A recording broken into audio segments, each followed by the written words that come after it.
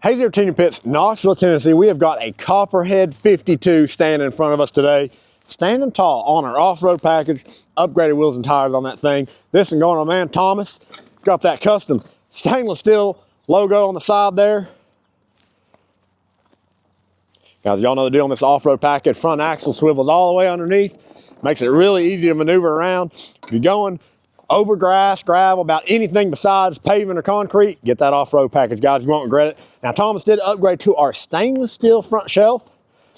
Still got your paper towel utensil holder down there as well.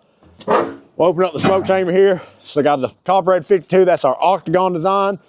24 inches deep, 52 inches long. Top and bottom sliding trays. Got your fire poker in there, of course. Those reverse flow plates in there are removable. Take them up out of there, makes it easy to clean up.